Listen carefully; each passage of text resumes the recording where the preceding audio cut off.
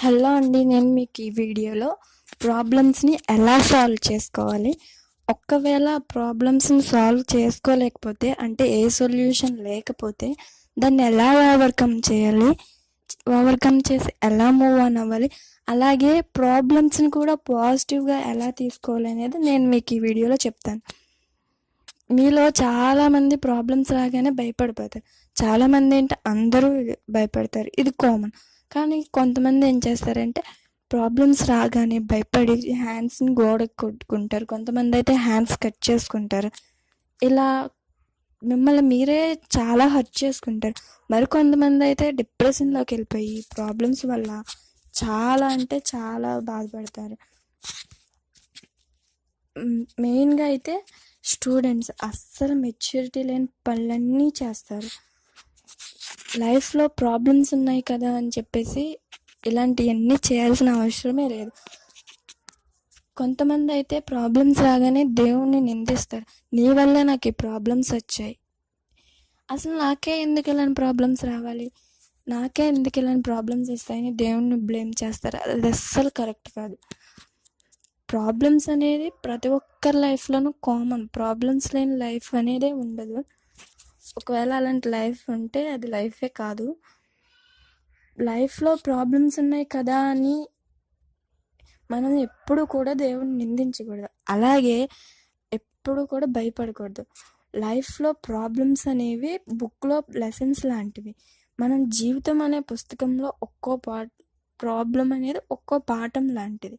బుక్లో లెసన్స్ మన నాలెడ్జ్ని ఎలా అయితే పెంచుతాయో అలానే మన లైఫ్లో ప్రాబ్లమ్స్ మనలోని మనోధైర్యాన్ని పెంచుతాయి.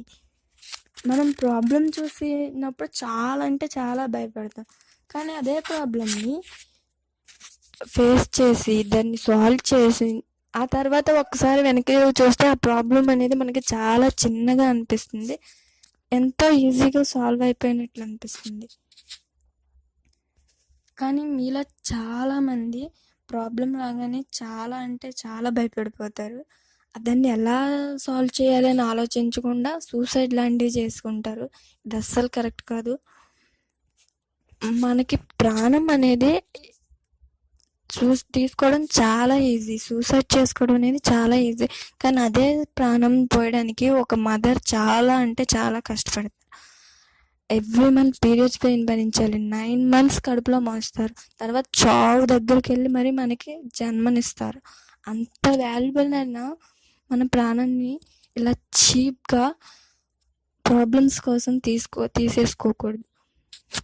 మీరే ఆలోచించండి. ఒక వాటర్ బాటిల్ ఒక 1/2 hour మోయడానికే మనం చాలా అంటే చాలా కష్టపడతాం. అలాంటిది మన మదర్ మనల్ని 9 months కష్టపడి పెంచారు అంటే ఇలా చీప్గా ప్రాబ్లమ్స్ కోసం చనిపోవడానికి కాదు. ఏ ప్రాబ్లం వచ్చినా ధైర్యంగా ఫేస్ చేయాలి. అసలు ప్రాబ్లమ్ని ఎలా సాల్వ్ చేసుకోవాలి, సొల్యూషన్ ఎలా చూసుకోవాలంటే నేను మీకు ఇక్కడ కొన్ని విషయాలు చెప్తాను. అసలు ప్రాబ్లం ఏంటి అనేది ముందు మనం ఐడెంటిఫై చేయాలి.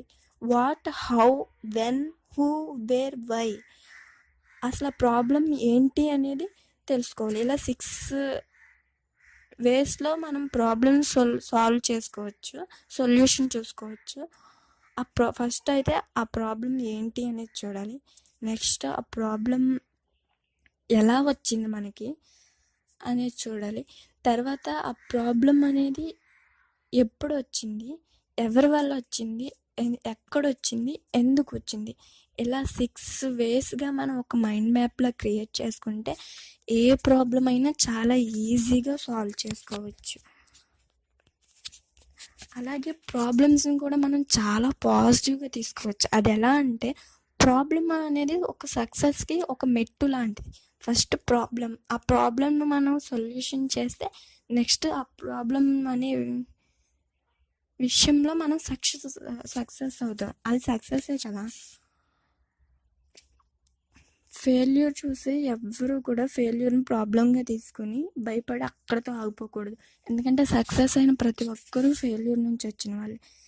ఆ సక్సెస్ అయిన ప్రతి ఒక్కరూ మీకులాగానే ఫెయిల్యూర్ దగ్గర ఆగిపోయి ఉంటే ఇప్పుడు సక్సెస్ అయి ఉండేవాళ్ళే కాదు. దీనికి బెస్ట్ ఎగ్జాంపుల్ అమృతం. అమృతం అనేది రాకముందు ఫస్ట్ విషమే వచ్చింది.